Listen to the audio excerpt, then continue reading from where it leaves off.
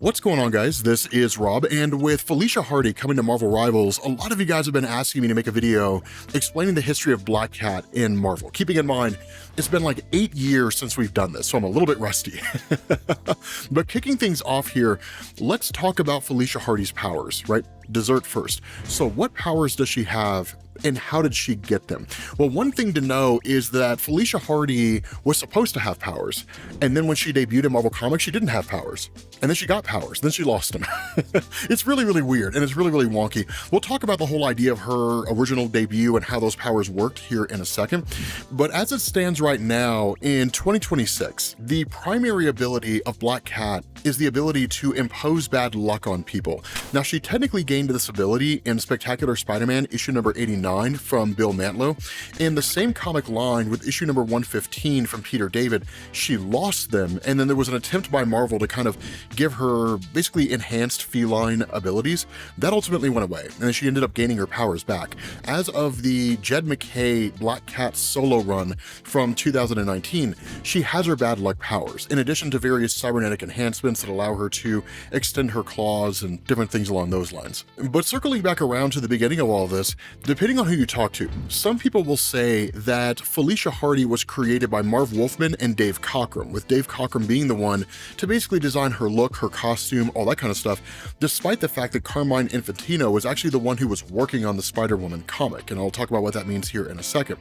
But other people will say that Felicia Hardy Black Cat was created by Marv Wolfman and Keith Pollard, because she technically debuted for the first time in Amazing Spider-Man 194, which was written by Marv Wolfman and drawn by Keith Pollard. The reality is that it's actually somewhere in the middle, and the reason why I say that is this. What a lot of people don't know is that Felicia Hardy was originally supposed to be a Jessica Drew villain within the Spider-Woman comics, and I imagine that by issue number 9 or 10, she probably would have made her debut. We'll never really know, and the reason why was because around this time, Marvel's editor-in-chief Archie Goodwin had approached Marv Wolfman and asked him if he wanted to write the Fantastic Four, but would only allow him to do that if he was willing to write Spider-Man. Now, of course, why would you ever say no to such an opportunity? So Marv Wolfman said yes to both. And that was the kicker here, is because from Marv Wolfman's perspective, Spider-Man had been grossly mishandled by Marvel for a number of years. And in fact, the way he saw things was that Stan Lee was really the last and only person to really write Spider-Man effectively. As an example of these various gripes that he had, he felt like Peter Parker dating Mary Jane Watson just seemed ridiculous, given the fact that the way he phrased it, Spider-Man's supposed to be a loser, that he always has the Parker luck, the guy can't catch a break if he had a baseball glove the size of a bulldozer. So the fact that he somehow just kind of lucked in to dating this beautiful model and had more money than he would ever need over the course of his life just kind of flew in the face of everything that Spider-Man was supposed to be. And so whether it was his intention or not, when he initially took over the Spider-Man comic, it basically led to him setting in motion the events that would lead to the introduction of Felicia Hardy. And here's what I mean by this.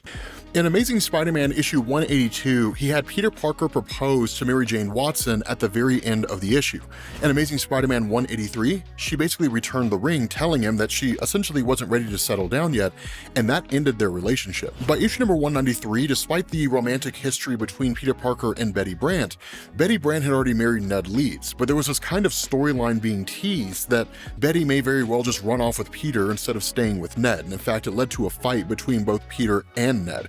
But what this all kind of means is that in the aftermath of everything with Mary Jane Watson, Peter was kind of in this like emotionally vulnerable place, which played in perfectly with what Marv Wolfman was looking to do with Felicia Hardy. Now, it is important to specify here that because Felicia was supposed to be a Jessica Drew villain in the Spider-Woman comics, if that thread had been pursued, she likely would have been a far more mysterious character and likely would not have appeared the same way that she did in the Spider-Man comics. Again, her having the ability to impose bad luck on people would have been an ability that she would have innately had and would have been clearly established within the Spider-Woman comic. What Marv Wolfman ended up realizing is that because Spider-Man is an action comic, that Felicia Hardy needs to be able to match that. So instead of just simply being a character who could manipulate bad luck, instead she would basically use her sexuality to start messing with Peter Parker.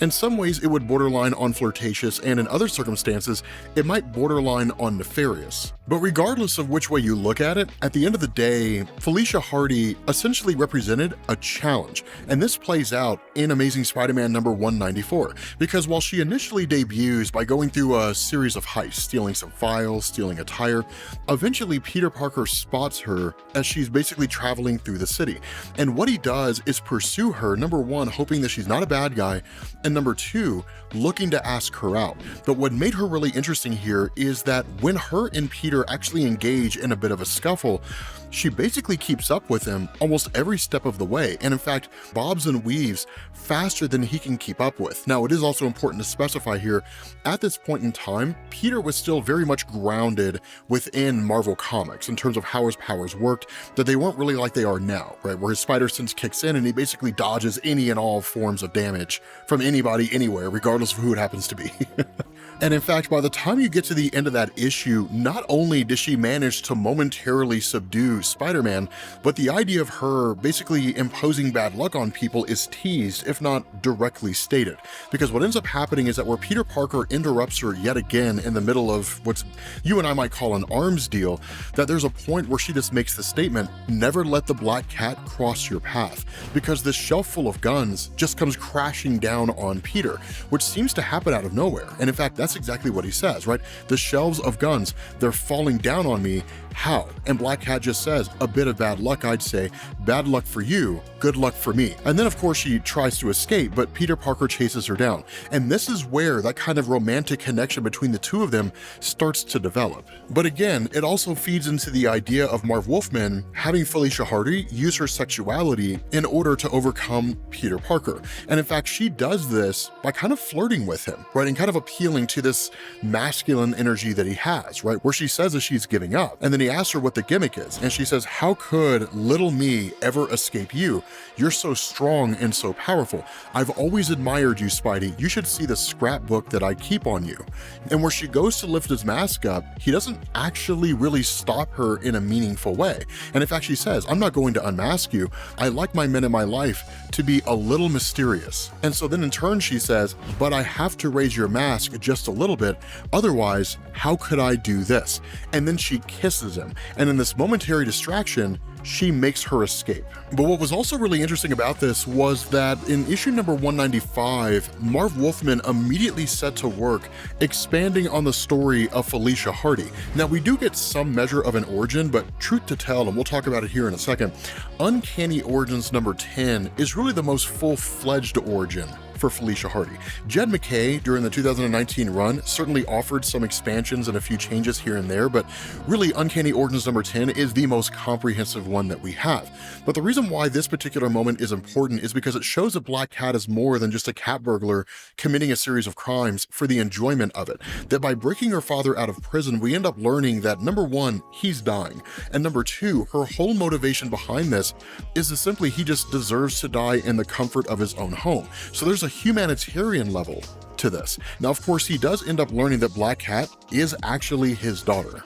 And this is where her origin starts to come into play, because what we end up learning is that her mother had actually told her father had died in a plane crash in order to just keep her from going down this path of trying to understand who her father was and keeping this exact situation from happening. Not only that, that while Felicia Hardy, again, doesn't have any direct powers per se, that she modeled herself after her father after learning about him, right? She watched movies about him, that she taught herself virtually every trick of the trade. She learned a variety of different martial arts styles. She trained in gymnastics. So she really is, in a lot of ways, kind of a self-made woman. But the irony of all of this is we end up finding out that her father had explicitly told her mother to lie about him, right? To basically tell Felicia that he had died in a plane crash or something in order to keep Felicia from going down this path. So for her father, it's actually the worst case scenario. But the other cool thing that comes out of this, and again, very much the personal method of storytelling that Marv Wolfman was known for during his Spider-Man run,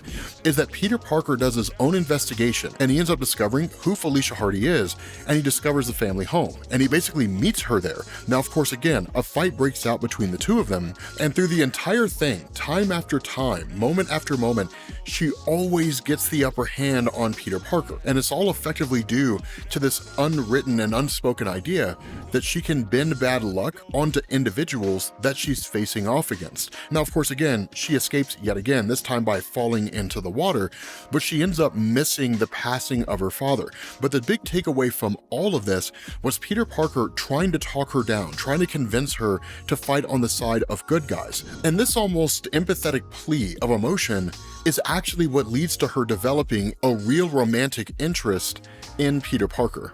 And in fact, Peter Parker himself starts to develop a romantic interest in her, if based on nothing other than the fact that she just seems so impressive. But she also presents a really interesting challenge. Now, where Marv Wolfman continues this theme throughout issues 204 and 205, by the time Black Cat returns to Marvel in issues 226 and 227, Roger Stern has taken over the writing duties.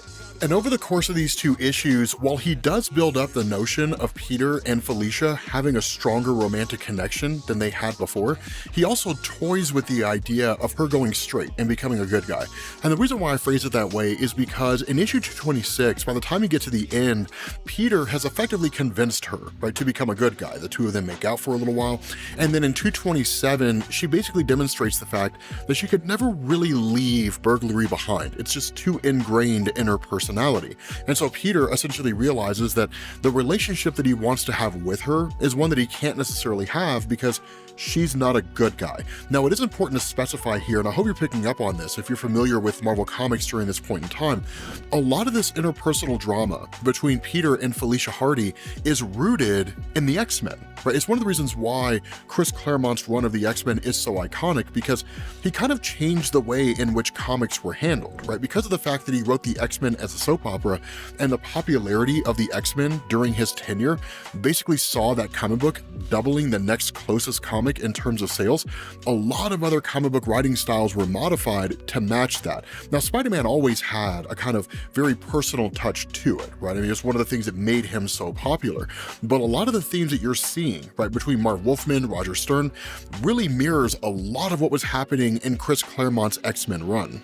And so with 227 giving this impression that Felicia Hardy had basically flung herself to her death, and Peter Parker's Spectacular Spider-Man issues 75 through 86 from Bill Mantlo, that's when you start to see this real connection beginning to form, that Peter Parker starts to admit that he actually has feelings for Felicia Hardy, and Felicia Hardy begins to develop real serious feelings for Spider-Man outside of this initial obsessive love. And in fact, in issues 86 and 87, he reveals his identity to Felicia Hardy. And so, keeping with Bill Mantlo's run with issues 87 and 88, going into issues 95 through 100 during Al Milgram's run, Felicia Hardy started to realize that her ability to impose bad luck on people was having a negative effect on Spider-Man. And so in issue number 100, Felicia broke up with Spider-Man. What was so interesting about this is that by the time you get to issue number 115, that Spider-Man starts to realize he's maintaining this bad luck consistently.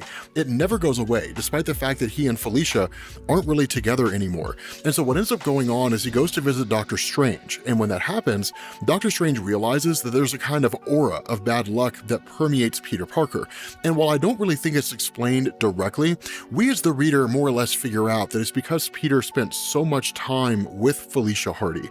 And so what Doctor Strange does is he basically casts a spell that removes that aura from Peter, while at the same time, it removes the powers of Felicia Hardy. And so between 1987 and 1988, between Peter Parker's Spectacular Spider-Man issues 128 and 129, going all the way up to Amazing Spider-Man number 306, Marvel basically started writing Felicia Hardy out. And the reason why was because at this point in time, Marvel had really started to realize that Peter Parker and Mary Jane Watson were just too much of a thing to simply walk away from. And so what ends up happening is that in the aftermath of Felicia losing her powers, specifically in Peter Parker's Spectacular Spider-Man issues 116 and 117, that it creates a rift between the two. And while Felicia Hardy does come to aid him on a couple of occasions, the reality is that it almost seems unforgivable. And so ultimately, she ends up taking off over to Europe, actually. But one of the big things that came out of this was that with Peter Parker and Mary Jane Watson now a couple, there wasn't really any room for Felicia Hardy, mostly because her character had just been so intertwined with Spider-Man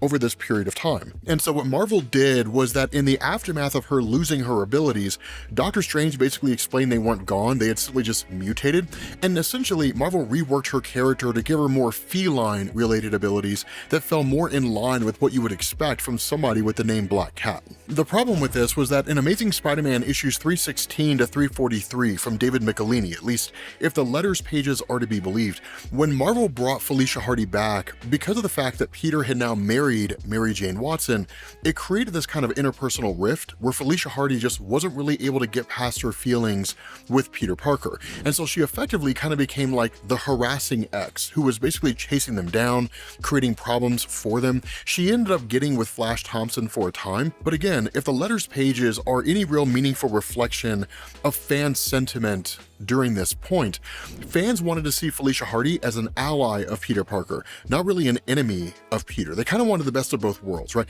Peter stays married to Mary Jane Watson and he gets that life, but Felicia comes along and helps him out every so often, which is exactly what happened. During Amazing Spider-Man 346 to 372 from David Michelini, along with Spectacular Spider-Man 201 to 210 from J.M.D. Mateus as part of Maximum Carnage, as well as Steve Grant, what Marvel ended up doing was shifting Felicia Hardy around, that in addition to having newer abilities, she was trying to explore her relationship with Flash. She proposed to him at one point, Flash Thompson turned her down, and so ultimately in the Felicia Hardy Black Cat solo series, she actually ended up taking off and basically forming her own detective agency. And this is kind of the downside in Marvel Comics whenever you're talking about a character that rises to prominence, usually being a superpowered love interest of a more popular character, is that once you reach a point in the comic book line where that character is just obsolete for any or whatever reason, Marvel doesn't really know what to do with them. And that's exactly what happened with Felicia Hardy. And to give you a more clear-cut example of this, as we go into the mid-2000s, there are three writers that I want to draw your attention to. The first one's Kevin Smith, and anybody who's familiar with Felicia Hardy immediately knows where this is going. Then there's Mark Miller, and then Dan Slott. So to focus on this for a second, Kevin Smith had written a story that is arguably one of the most controversial stories involving Felicia Hardy in recent memory, and honestly, it is the most controversial story. This was called Spider-Man Black Cat, The Evil That Men Do. Now, it was a 6-issue miniseries that ran between 2002 and 2006, but the only reason why it took 4 years is because there were just so many delays, and the story was pretty dark. So the idea behind it was that Spider-Man was investigating the suspicious overdose of a student by the name of Trisha, and that basically leads him down this path of a heroin trafficking case that's tied to this underworld figure named Mr. Brownstone. But at the same time, Black Cat goes back to New York City searching for the same girl, and the two end up basically working alongside each other. And that's hardly a controversial event. What made it controversial was that as everything goes on, Spider-Man and Black Cat end up tracing the whole operation to somebody named Garrison Klume, aka Mr. Brownstone, and actually has teleportation-based abilities that basically allow him to directly inject heroin into the bodies of his victims. And so Felicia ends up confronting Klume on her own. Some pretty shady, inappropriate stuff happens, and then ultimately Klume is killed, right? So Felicia's arrested, and then Matt Murdock comes to her aid while Spider-Man tries to sort out everything that had happened and whether or not Felicia Hardy was acting in self-defense. But by the time you get to the end of the story, it turned out that Francis Klume, who was Garrison's brother, had killed him in order to save Felicia, and that Francis had actually been abused by his brother for years. And the whole story paralleled what was the most controversial retcon of the story, which was the revelation that Felicia Hardy had been sexually assaulted in college. And this was designed to kind of serve the purpose of establishing that Felicia opening up to Peter Parker in the very early stories from Marv Wolfman was something that took a lot of personal courage for her to achieve. But the other reason why I bring up The Evil That Men Do is because this was one of the first times that Marvel really gave any meaningful explanation to Felicia Hardy's relationship history outside of Spider-Man, which is to say, introducing the idea that she is a queer character. And in fact, in the first issue, she makes that statement, "It's been so long since I've had a boyfriend, or a girlfriend for that matter." Now, this is an important part of Felicia Hardy's history, really more recently as opposed to the overall history of her character, that while she has spent most of her history being romantically involved or in some capacity romantically pursuing Peter Parker, there were small moments that would crop up over the course of her publication history in Marvel that would hint towards the idea that she was a bisexual character. A good example of this is in 1984 with Bill Mantlow's Peter Parker Spectacular Spider-Man annual Annual number 4. Now, on the surface, the comic doesn't really do much in the way of establishing the fact that she seems to have had romantic flings with women, but in this particular context, we get the introduction of a character named Tamara Blake. And Tamara Blake's involvement and introduction here is really designed more to flesh out the story of Felicia Hardy, kind of establishing more about her own past, the fact that she had trained alongside somebody else and becoming a prodigious thief.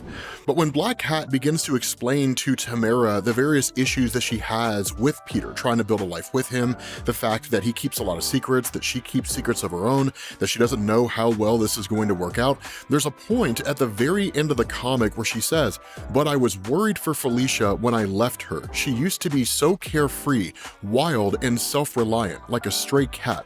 What's happened to her? I hope she finds happiness with Spider-Man. I truly do, but I can't help but wonder." Again, on the surface, it seems fairly innocuous, and you can interpret this in any number of ways. To simply say that Tamara Blake had left Felicia Hardy behind as a friend, there really isn't anything to specifically indicate that there's a romantic connection here. But during Jed MacKay's run, specifically in Black Cat issues number 2 and 10, while the overall run sought to rework the character of Black Fox, who originally appeared in Amazing Spider-Man number 255, and essentially established that he became the mentor for Felicia Hardy's father, and then eventually Felicia Hardy herself alongside Tamara Blake, that within issue number 10, it actually showed the two of them holding hands. And within the context of the story, it basically demonstrated this idea that there was a romantic relationship on some level between the two of them, or at the very least, they had romantic feelings for each other. But there was a really good interview that Marv Wolfman had done where he had talked about the modern day sexual orientation of Felicia Hardy in comparison to what his original plan was. And while he didn't necessarily go so far as to say that it was his original plan for Felicia Hardy to come out and be anything other than a character that would be romantically interested in Spider-Man, he didn't really have a problem with it. And in fact, he went so far as to specify that if that was a plot thread that he chose to pursue, the only thing that would have really gotten in the way of making that happening back in the 70s would have been the Comics Code Authority. And that while the Comics Code is very much an archaic set of guidelines for the comic book industry by today's standards, at that point in time, it still held some weight, and so likely would have prevented any kind of romantic relationship between Felicia Hardy and any woman out there from coming to fruition. Such as it was, because of the Spectacular Spider-Man Annual, as well as Kevin Smith's run, it kind of set the stage for Marvel to begin exploring that part of her character. Now, the most notable example of Felicia Hardy having a romantic interest in women came by way of Black Cat issue number 7 from Jed MacKay, when she basically made out with Odessa Drake on a rooftop, all of that taking place during Black Cat's stint with the Thieves Guild of New York City. This was revisited by Jed MacKay in the Iron Cat miniseries, which was a team-up comic between Black Cat and Iron Man. I won't necessarily go into the details of the story because it's amazing and I want to cover it at some point. It's really, really good. But there's a point where she basically reveals to Tony Stark that her ex-girlfriend's trying to kill her. And Tony Stark kind of makes this offhanded remark that it seems like something they have in common, right? That they both have exes that are basically trying to destroy them in some capacity. And so while this is only a couple of examples, if you look at Mark Millar's Marvel Knights Spider-Man issue number 10, and you kind of look at it from the perspective of Black Cat, it actually changes the way you see her in a lot of ways. And what I mean by this is where Marvel Knights Spider-Man number 10 is part of an existing story that had dealt with Aunt May being kidnapped, Peter Parker basically learns that Norman Osborn is the one behind it. And Felicia Hardy ends up becoming a part of it all to basically help Peter Parker do the one thing that he never imagined doing in his entire life, which was basically breaking Norman Osborn out of prison. But it shined a different light on Felicia Hardy because it showed this idea that she was really the one person in Peter Parker's life that could basically function inside the crime world in a way that Peter could essentially find to be useful. And so I wouldn't go so far as to say that it was Marvel building up this idea of Peter Parker and Black Cat getting back together again. I think it simply just showed how important of a character she was in the life of Peter, even if she wasn't really utilized as regularly or as well as she could have been. And so switching to Dan Slott's run on Spider-Man, I know that it's not the most popular run. He certainly got its detractors, but honestly, I always loved it. And the dynamic with Black Cat was especially interesting.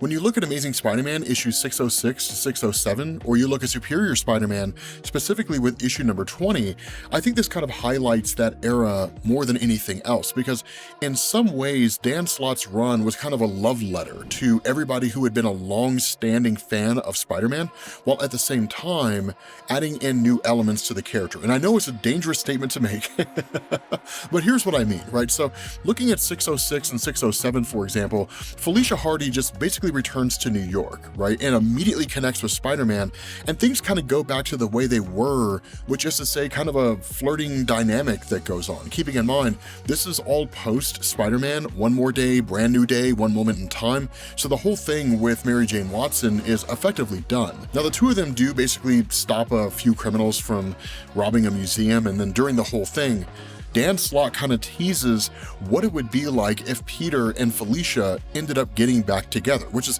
kind of fun to see, truth to tell. But then over the course of all of this, Felicia tries to push the relationship into a romantic direction. And in fact, she focuses more on the idea that she loves Spider-Man more than she loves Peter Parker. And that kind of changes the entire dynamic, because historically speaking, whenever you're talking about the love interest of Peter, they're interested in Peter, and not everyone knows that Peter's Spider-Man right off the bat. But the issue with all of this is that while Peter Parker and Mary Jane Watson are not married anymore, they're kind of dating to a degree. And Peter's entire life is a lot more stable than it used to be. So when Felicia finally confronts Peter about all of this, it focuses more on the idea that Felicia Hardy is in love with the life that she could have with Spider-Man, but she's not really in love with Peter, if that makes any sense. And so of course, ultimately it was Dan Slott just kind of teasing the idea and then pulling it away. But then you go into Superior Spider-Man issue number 20, which for those of you guys who are not aware of this,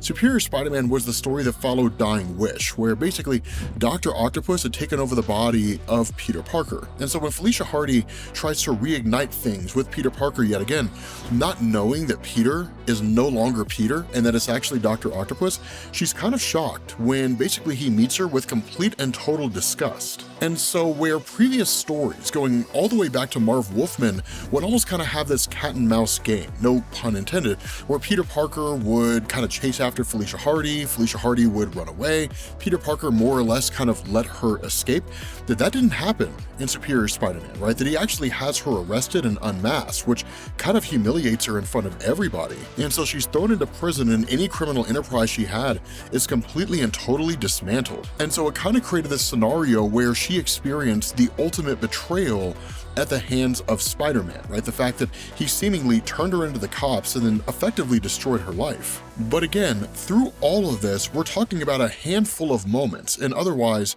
lengthy story arcs involving Spider-Man. So again, Marvel in more recent years has actually shifted Felicia Hardy away essentially from being a queer character and seemingly going back to being someone who's kind of on her own, but also still has romantic feelings for Peter Parker. And I don't necessarily know that the romantic connection between herself and Peter will ever really go away. It's such an intrinsic part of her character, in the same way that Green Goblin is always trying to destroy Peter, because it's an intrinsic part of his character, despite what may happen with Norman Osborn and him turning over a new leaf in the aftermath of the whole Sin Eater storyline. At the end of the day, he will go back to being the villain who tries to destroy Peter. But focusing on Felicia here is an intrinsic part of her, right? It's a part of her that will never really go away. And in fact, because of the fact that Marvel had seemingly moved away from the queer side of her character, it led to a lot of dismay, as I understand it, from the queer community, who were kind of upset by the fact that Marvel had taken a character that was relatively obscure, elevated her up in such a way that drew a lot of attention, made her queer, and then walked away from it. And so with all that being said, in the here and now, 2026, at the time that we're making this video, most of Felicia Hardy's stories just involve her either being some kind of a supporting cast member of the Spider-Man comics, appearing to Peter Parker, being someone he can confide in whenever he's struggling through some series of events. For example, when he was facing off against the Scions of Sidorak in an effort to save the world, or her stories involve her just going on some kind of heist pursuit that's really not that different from like Ocean's 11, going after the magical artifacts of Scarlet Witch or something along those lines. I wouldn't go so far as to say that she's a pointless character. I simply will say that in the here and now, Marvel seems to have found a pretty happy balance between her occasionally having her own solo book and her appearing in other comic comic books by way of various team-ups. Whether that will change, and because of Marvel Rivals, that they end up elevating her to a more prominent role, that's a question I don't have an answer to.